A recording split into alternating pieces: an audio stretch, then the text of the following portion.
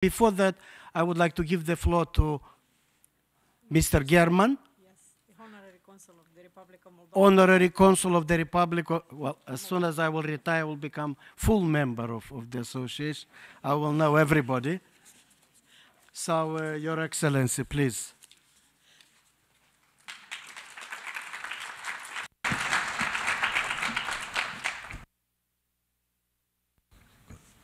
Thank you. This will be the double time, so to beat the fatigue.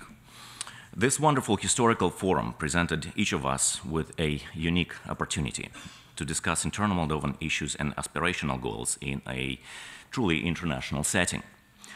The restored democracy, effective institutions, responsible citizenships, all of these notions presuppose our acceptance of a particular set of values. These sets of values unite us, as long as we remember about them. I will touch upon the idea of civic virtue, and I will do so by way of the preamble to the Moldovan Constitution. The Constitution itself is a value-laden document sourced from other democratic European constitutions. It seeks to reflect a model in which the wisdom of the parliament would enact laws to guide the sovereign people with a powerful executive and an independent court system. Now, civic virtue refers not only to the idea of being good or being courageous or being magnanimous, but also to social cooperation.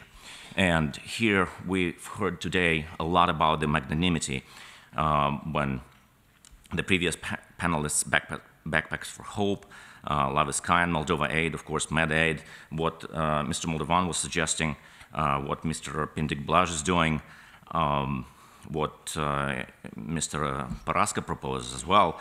We go about it in different ways, but it all represents civic virtue. And having a voice in a democratic process is part of that civic virtue. It refers to a citizen's privilege to rule and of being ruled, of privilege to govern and of being governed.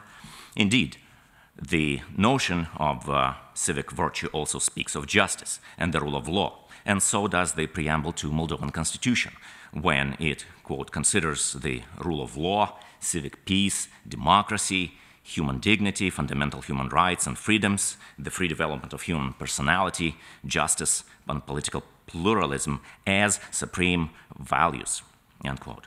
Now, during today's session, we have touched upon the extent the Republic of Moldova has reached these supreme values. Some may argue the notion of civic virtue in Moldova is hardly existing. Meritorious criticism is not in short supply, of course, and as we saw today, passions galore on the both spectrum of the debate.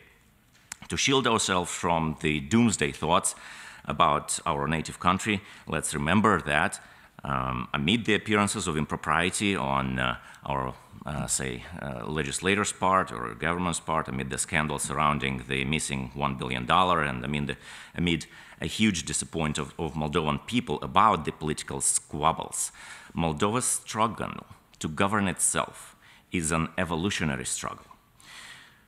And it's not a doomsday struggle, it is not an end-of-the-world struggle. There were many other countries that were and are still making that journey.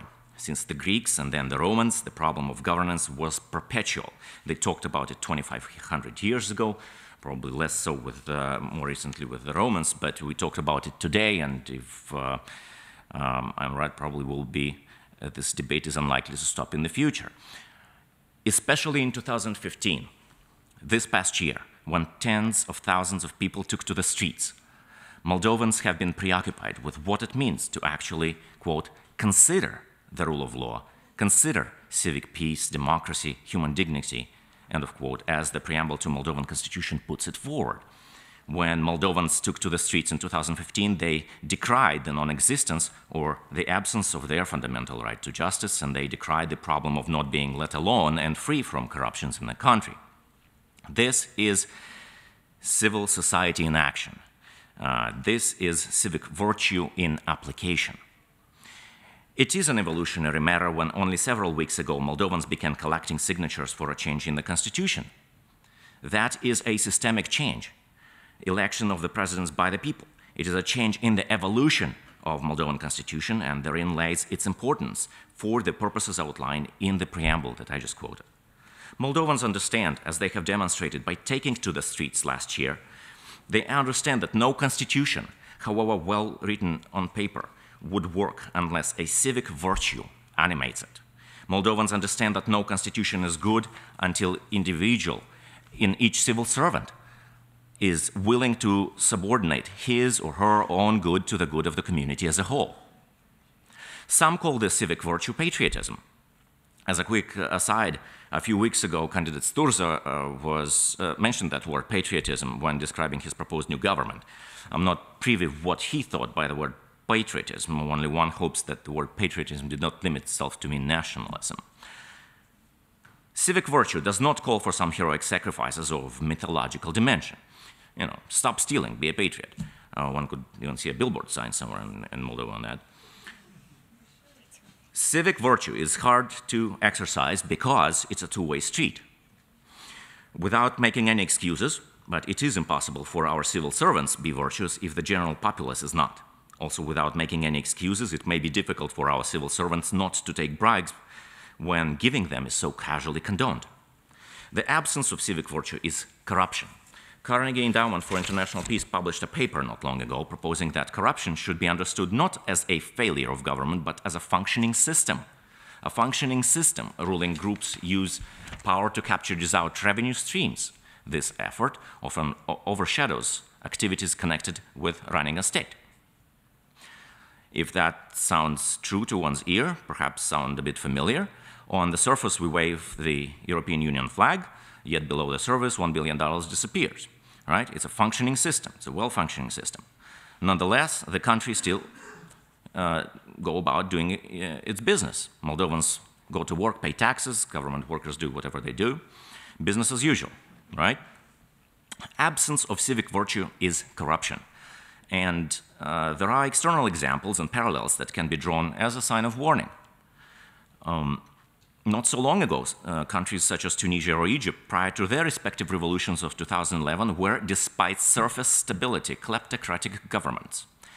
When public funds were pumped into private banks to maintain a country's capital reserves, the pillage of those banks by kleptocratic elites was invisible to outside observers. I'm not talking about Moldova. This was the case when Tunisia was widely seen as an accountable government just months before its revolution, a familiar scenario. Banks tendered loans to President's insider with no expectation of recovery, except as a punishment. Every year there was a list of loans that were written off, and the accountants would sign off on keeping going work. I don't know how familiar you are with what's happened with this $1 billion scandal, but the parallels are rather obvious. On the fiscal end, many were allowed to dodge taxes, but audits were used as a means of coercion in the fiscal system. That's a recent lesson from abroad, the absence of civic virtue. Moldova is a talent-rich country. It has wonderful soil. Moldova is well positioned to be a part of solving the problem of food shortage in light of the constantly growing world population. Through the port of Giurgiuleș, it has access to the high seas. It is well positioned geographically as a bridge between East and West. I think our talent-rich country wants a government with a long-term vision, a government that understands the lessons of history, both new and old, with an ability to look into the future, to come up with solutions that are good for the short term and the long term as well. A government with a vision rooted in the wisdom of the legacy it intends to leave behind, the legacy in which the questions of whether Moldova joins the European Union or joins the customs union are only part of a greater inquiry and in the pursuit of civic virtue in the Moldovan society. So which way should Moldova lean? How should Moldovan govern themselves? Is the education system in Moldova in need of future reforms? These and many other salient questions you are welcome to debate in Miami at the 4th editions of the Moldovan-American Convention in 2017. Thank you all panelists, participants, and of course the audience. Our special thanks go to Maya Sandu for making a long journey to speak to us. Thank you, Elena Dragalin, Eugenie Berzan, and Moldova Aid, and to organizers and all the third-party underwriters. Very special thanks to Ambassador Butnarov for facilitating this venue that took precedent over last year's intent for the venue. Good day and best wishes to you all. Thank you.